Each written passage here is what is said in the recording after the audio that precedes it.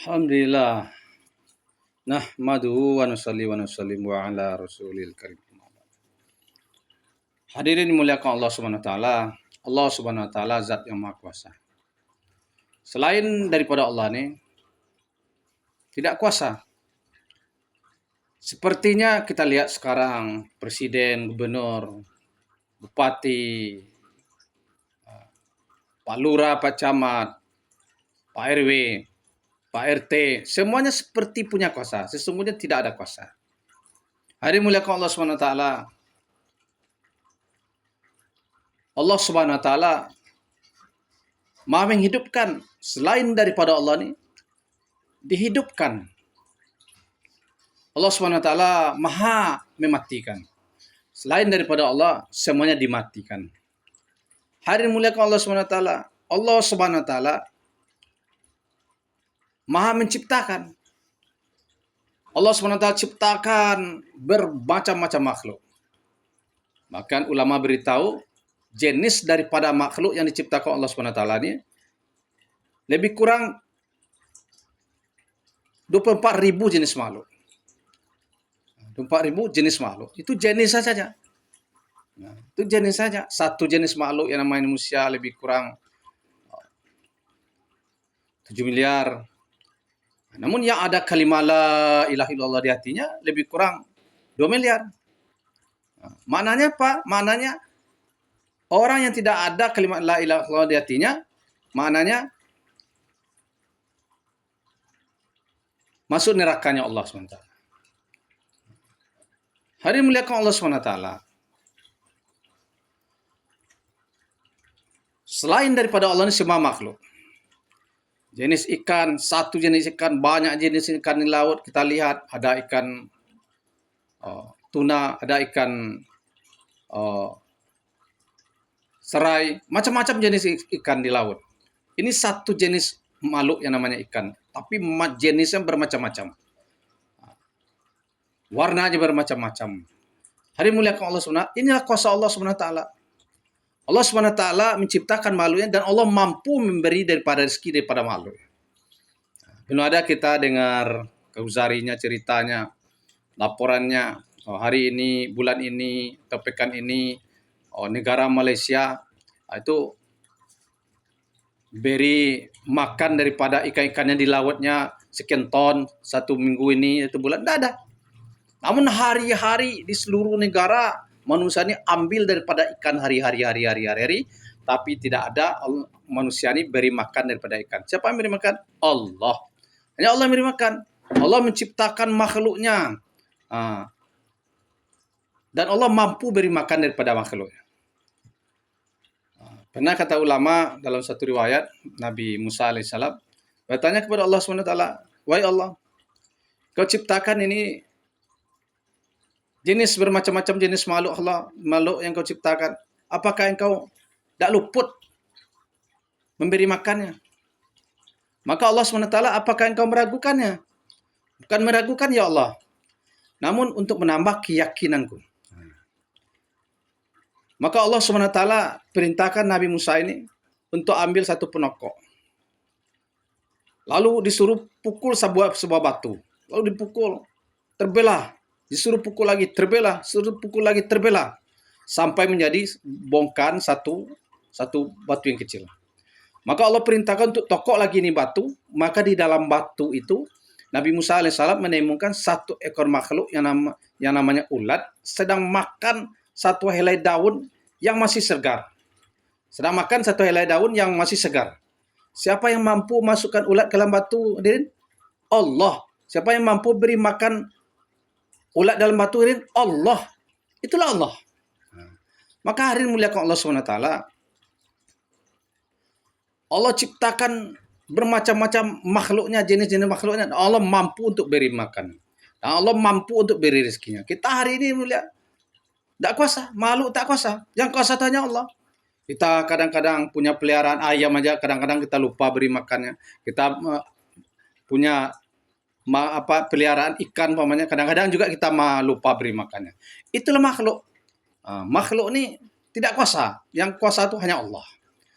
Hari muliakan Allah SWT. Alhamdulillah. Bersyukur kita hari mulia. Allah SWT telah jadikan kita nih sebagai umatnya baginda Rasulullah. Ini syukur yang besar. Yang mana umatnya baginda Rasulullah ini umat yang disanjung-sanjung, yang dipuji-puji oleh Allah SWT dibandingkan umat-umat terdahulu. Allah SWT telah katakan dalam Al-Quranul Karim, Surah Ali Imran ayat 110, A'udzubillahi samii'al minasyaitonir rajim. Kuntum khaira ummatin ukhrijat linnas ta'muruna bil ma'ruf wa tanhauna 'anil munkar. Shadaqallahu azim. Lebih kurang mafhumnya, kata ulama, Allah telah puji kita ini, umat baginda Rasulullah ini. Kalian semua adalah umat yang terbaik. Kalian semua ini, kata ulama, apakah dia laki-laki ataupun dia perempuan. Ini kalian semua adalah umat yang terbaik. Yang dihantar kepada seluruh manusia, ukhrijat linnas. Pada seluruh manusia, maknanya Rin, bukan punya tanggung jawab, bukan untuk keluarganya saja, bukan untuk satu kampungnya saja, bukan untuk satu negerinya saja, tapi ukhrijat linnas. Di mana-mana ini ada manusia, di Cina sana ada manusia, Jerman sana ada manusia, Amerika sana ada manusia, di Saudi sana ada manusia, di mana lagi, di daerah-daerah Pakistan sana, India sana, Bangladesh sana ada manusia. Maka semua kita ada tanggung jawab. Ada syaratnya kita nih dikatakan Allah umat terbaik. Apa syarat kita nih bisa jadi umat terbaik? Ta'muruna bil ma'ruf wa tanhauna 'anil munkar. Ketika kita nih belajar melanjutkan kerja Nabi dan Rasul, yaitu ajak daripada manusia ini kepada kebaikan dan cegah daripada kemungkaran. Inilah Allah SWT puji umat ini, umatnya baginda Rasulullah ini menjadi umat terbaik. Karena umat-umat terdahulu, kaum-kaum terdahulu itu tidak diberi Allah tanggung jawabnya para Nabi dan Rasul. Tanggung jawab itu hanya dibebankan kepada para nabinya dan rasulnya. Umat-umat terdahulu itu hanya diberi tanggung jawab hanya untuk ibadah saja. Untuk ibadah saja. Karena untuk dakwah ini hanya diberi tanggung jawab kepada para nabi dan rasul. Namun hari ini hebatnya Allah SWT telah muliakan umat baginda Rasulullah ini diberi tanggung jawab kerjanya nabi dan rasul, yaitu ta'muruna bil ma'ruf wa tanhauna 'anil munkar. Mengajak daripada kebaikan dan mencegah daripada kemungkaran. Hari ini muliakan Allah SWT. Perlu kita ulang-ulang. Kemungkaran yang terbesar ini kata ulama, bukan berjudi, bukan berzina, bukan maksiat, bukan narkoba, bukan seperti itu. Tapi kemungkaran yang terbesarnya perlu kita ulang-ulang, yaitu ketika Allah SWT panggil dari manusia ini untuk datang ke rumahnya Allah, untuk melaksanakan perintahnya Allah, yaitu sholat. Inilah kemungkaran terbesar ketika perintah Allah ini kita langgar, ketika ada kesan dengan perintah Allah. Inilah kemungkaran yang paling besar. Dan apabila kita ambil ini kerja, mengingatkan manusia bagaimana semua taat kepada Allah.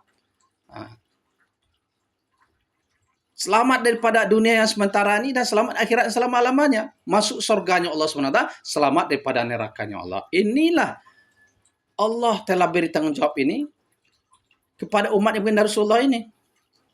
Bahkan di mulia dikatakan ulama, bukan saja umat-umat terdahulu itu yang yang cemburu, tapi nabi-nabi terdahulu juga cemburu. Bahkan para nabi, kata ulama, meminta kepada Allah, ya Allah jadikan kami ini sebagai umatnya baginda Rasulullah. Namun Allah SWT telah beritahu, sudah ada orangnya. Namun satu nabi yang akan dikabul nanti doanya untuk jadikan umat Rasulullah, yaitu Nabi Isa alaihissalam. Ketika nanti Dajjal telah muncul, maka nanti Allah telah turunkan Imam Mahdi. Maka nanti ketika Imam Mahdi ini dikepung pada waktu subuh, dikepung oleh Dajjal, maka malaikat nanti akan menurunkan daripada Nabi Isa ini. Dan Imam Mahdi ini mempersilakan waktu itu menjelang sholat subuh, maka mempersilakan Nabi Isa ini untuk maju sebagai imam. Maka Nabi Isa tidak mau, menolak. Silakan untuk imam. Saya ini adalah umatnya baginda Rasulullah. Pengikutnya baginda Rasulullah. Pengikut engkau. Inilah Nabi yang dikabulkan doanya. Kenapa para Nabi meminta kepada Allah SWT agar jadikan umatnya baginda Rasulullah? Kenapa? Karena umatnya baginda Rasulullah ini diberi kerja melebihi daripada tanggung jawabnya para Nabi dan Rasul. Para Nabi dan Rasul, kata ulama, hanya diberi tanggung jawab untuk dakwah dari kaum-kaumnya saja. Kaum-kaumnya saja. Habis kaumnya, habis Nabi. Habis kaumnya, habis Nabi. Bahkan Nabi dan Rasul ini yang Allah hantar ini lebih kurang 124.000 para Nabi dan Rasul. 124.000 para Nabi dan Rasul. Namun yang wajib kita imani adalah hanya 25 Nabi dan Rasul.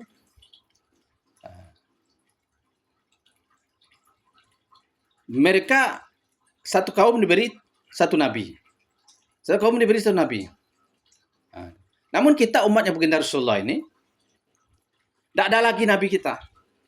Baginda Rasulullah adalah penutup salah Nabi, khataman Nabi, penutup salah Nabi. Walaupun hari ini kita keluar air mata darah, minta Nabi, ya Allah, beri Nabi, beri Nabi. Tidak ada lagi Nabi. Nabi sudah kelas, sudah selesai. Tapi tanggung jawabnya para Nabi dan Rasul itu ya, dibebankan kepada umatnya baginda Rasulullah. Apa tanggung jawabnya? Ta'muruna bil ma'ruf wa tanhauna 'anil munkar. Ajak daripada seluruh manusia ini kepada kebaikan, cegah daripada kemungkaran. Inilah tanggung jawab besar, keuntungan besar, keuntungan yang sama besarnya dengan keuntungan para Nabi dan Rasul. Inilah letak kemuliaan daripada umatnya baginda Rasulullah ini. Kalau para Nabi dan Rasul terdahulu, mereka beri tanggung jawab hanya untuk kaum saja. Tapi umatnya baginda Rasulullah ini unlimited, tanpa batas. Dimanapun ada manusia, dia punya tanggung jawab untuk ajak daripada kebaikan, cegah daripada kemungkaran. Bagaimana semua umatnya baginda Rasulullah ini selamat dunia, selamat akhirat. Bahagia dunia, bahagia akhirat. Maka letak kebahagiaan umatnya baginda Rasulullah, letak kebahagiaan daripada manusia ini hanya satu. Sejauh mana dia mampu amalkan agama secara sempurna, ikut cara baginda Rasulullah, maka dia akan bahagia. Maka dia akan bahagia. Tak ada lain-lain. Hari ini kita punya kepahaman yang salah. Bahagia dalam harta, pangkat, jabatan. Itu salah. Ini kepahaman yang keliru. Kepahaman yang keliru. Allah SWT telah karguzarikan, telah ceritakan dalam Al-Quran Al-Karim. Bahkan ulama beritahu 2/3 isi Al-Quran ini adalah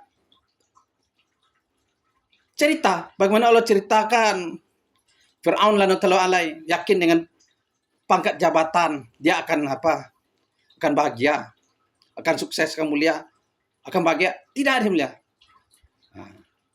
Bahkan saking tingginya jabatan Fir'aun ini, bukan saja dia ngaku jadi gubernur, presiden, tapi ngaku jadi Tuhan. Ngaku jadi Tuhan. Tapi Allah hancurkan. Allah hancurkan. Tak taat kepada Allah, tak amalkan agama, Allah hancurkan. Begitu juga Allah ceritakan bagaimana Qarun lanatullah alaih ini yakin dengan harta yang banyak akan bahagia, sukses, mulia. Katakan banyak ontanya itu 7 ekor atau bahkan mengatakan 70 ekor untuk membawa kunci gudang daripada hartanya Qarun ini. Dikatakan harta Qarun ini bergudang-gudang. Itu pun kuncinya itu dikatakan itu pun juga dari emas. Tapi karena Qarun tidak taat kepada Allah, tidak amalkan agama, Allah hancurkan. Allah hancurkan. Jadi mutlak dimuliakan Allah SWT. Bagian sukses kemuliaan hanya dalam amalkan agama. Amalkan agama. Siapapun kita, tapi kalau amalkan agama pasti bahagia. Walaupun Sayyidina Bilal itu satu orang budak hitam, tapi karena dia amalkan agama, taat kepada Allah, Allah beri dia kebahagiaan. Allah beri dia kemuliaan. Sukses ya. Bahkan satu orang anaknya baginda Rasulullah, Fatimah Rinha, cemburu. Nah, ketika benar Rasulullah mengatakan orang yang akan pertama masuk surga itu dari kaum wanita itu adalah istrinya Sayyidina Bilal itu, yaitu Maimunah Al-Mutiah. Maimunah Al-Mutiah. Maka dia merasa cemburu. Inilah istrinya Sayyidina Bilal itu. Allah beri wanita soleha, Allah beri wanita tercantik. Nah, kenapa? Karena dia amalkan agama secara sempurna. Dia masih di dunia, tapi suara telapak kakinya sudah didengar oleh baginda Rasulullah di sorga. Nah, inilah Sayyidina Bilal. Maka dimuliakan Allah SWT. Atas pentingnya kerja ini, mulia. Atas kemuliaan-kemuliaan yang Allah beri dalam kerjaan ini, mulia. Sebagai umatnya baginda Rasulullah, bagaimana semua kita ambil ini kerja, ta'muruna bil ma'ruf wa tanhauna 'anil munkar. Senantiasa ajak daripada umat ini, mulia, pada kebaikan dan cegah daripada kemungkaran. Karena hari mulia Allah SWT, sesungguhnya dunia ini hanya sementara saja. Sangat sementara saja. Satu hari akhirat sama dengan 1000 tahun dunia. Satu hari akhirat sama dengan 1000 tahun dunia. Ada enggak hari ini yang mulia kita hidup satu hari akhirat 1000 tahun? Enggak ada hari mulia. Ada enggak hari ini kita hidup setengah hari waktu akhirat 500 tahun? Enggak ada hari ini. Ada hari ini kita hidup seperempat waktu akhirat 250 tahun? Enggak ada hari mulia. Ada hari ini kita hidup seperlapan waktu akhirat 125 tahun? Enggak ada hari mulia. Nah. Ada hari ini kita hidup, kata ulama, hari baginda Rasulullah mengatakan kita hidup lebih kurang umur umatku berkisar antara umurku, yaitu 60-70 tahun. 60-70 tahun. Maknanya mulia lebih kurang 1,5 jam waktu akhirat, mulia. 1,5 jam waktu akhirat. Inilah kehidupan kita, mulia. 1,5 jam diukur dengan waktu akhirat. Inilah lamanya kehidupan kita di dunia, mulia. Jadi yang mulia Allah SWT, mari kita jadikan perkara agama ini perkara yang besar, perkara yang penting, perkara yang senantiasa setiap menit, setiap detik kita menjadikan sebagai tolak ukur daripada keuntungan-keuntungan akhirat. Bagaimana kita jadikan perkara akhirat perkara yang sangat penting, perkara yang besar. Karena kehidupan dunia ini tidak ada apa-apanya. Senang di dunia ini, senang sementara. Bahagia dunia, bahagia sementara. Tapi nanti di akhirat, senang selamanya, bahagia selamanya. Menderita kata dunia, menderita sementara. Tapi nanti di akhirat, nanti menderita selama-lamanya. Maka hari ini Allah SWT, ulama beritahu, satu orang yang kehidupannya masa dunia ini mulai dia lahir sampai dia mati. Senang selalu kehidupannya di dunia. Tidak pernah merasakan kesusahan hidup dunia. Senang saja. Lalu Allah ambil orang ini, Allah celupkan sedikit ke dalam neraka. Sedetik saja. Lalu Allah tanya lagi dengan orang ini, pernah tidak kamu merasakan kehidupan senang semasa dunia? Karena sakitnya neraka ini, sakitnya neraka ini, mulia, penita neraka ini, sedetik saja dicelupkan, dia mengatakan, tidak pernah ya Allah. Saya tidak pernah merasakan kesenangan di dunia. Tidak pernah merasakan kesenangan di dunia. Maka dimuliakan Allah SWT, Allah ambil satu orang yang kehidupannya susah semasa di dunia. Susah masa dunia. Tak pernah merasakan kesenangan. Allah ambil orang ini dicelupkan sedikit ke dalam surga. Lalu ditanya Allah, pernah tak kamu merasakan kesusahan hidup di dunia? Tak pernah ya Allah. Hilang semua itu karena kesenangan sedikit saja di surga. Maka hari ini kuliah Allah SWT, jangan sampai kita tertipu oleh dunia ini. Jangan sampai tertipu. Dikatakan ulama, dunia ini adalah penipu. Dunia ini adalah penipu. Dan manusia ini pelupa. Maka sang pelupa bergaul hari-hari, waktu-waktu dengan sang penipu, maka penipu senantiasa menipu dari sang pelupa. Insan ini pelupa, ditipu. Maka bagaimana hari mulia agar si penipu ini tak bisa menipu sang pelupa? Maka bagaimana kita amalkan agama secara sempurna? Kita ambil ini kerja, dakwah, kerja mengingat manusia pada kebaikan dan cegah pada kemungkaran, maka iman ini selalu wujud yang mulia. Iman ini selalu meningkat ya. Meningkat, maka kita bisa melihat, oh ini penipu ini. Saya ini pelupa. Jadi bagaimana dunia ini, kata ulama, seperti WC saja, toilet saja. kita masuk ke dalam, apa hajat kita di dalam toilet nih? Oh, mau buang air kecil, mau yang besar, sudah selesai, keluar lagi. Ngapain kita duduk-duduk dalam WC ini kalau udah hajat kita tidak ada lagi? Menung-menung dalam WC ini, orang bodoh namanya. Orang bodoh ini. Orang yang dalam WC dia duduk-duduk, merenung-renung. Ngapain duduk situ? Selesai hajat kita, mau buang air kecil, mau besar, dah keluar lagi situ. Berarti itu dunia ini, mulia. Ambil yang penting-penting saja, yang perlu-perlu saja. Kalau tidak perlu-perlunya lagi, mulia, dah banyak tawajuh kita untuk perkara akhirat. Tawajuh untuk perkara agama. Tawajuh untuk bagaimana umat ini selamat dunia, selamat akhirat. Nah, maka mulia, ini bulan Sya'ban, bulan daripada penentu-penentu daripada bulan Ramadan. Bagaimana nanti bulan Ramadan ini bulan yang penuh berkah. Awalnya penuh rahmat, pertengahannya ampunan, terakhirnya daripada kebebasan dari siksa api neraka. Bulan yang di bulan-bulan ini rezeki seorang hamba akan ditambah. Maka untuk pentingnya perkara ini mulia, semoga semua kita Allah pahamkan mulia. Kita semua siap ambil bagian, insyaallah. Subhanallah bihamdi, subhanakallahumma wa bihamdika, asyhadu an la ilaha illa anta, astaghfiruka wa atubu ilaik. Assalamualaikum warahmatullahi wabarakatuh.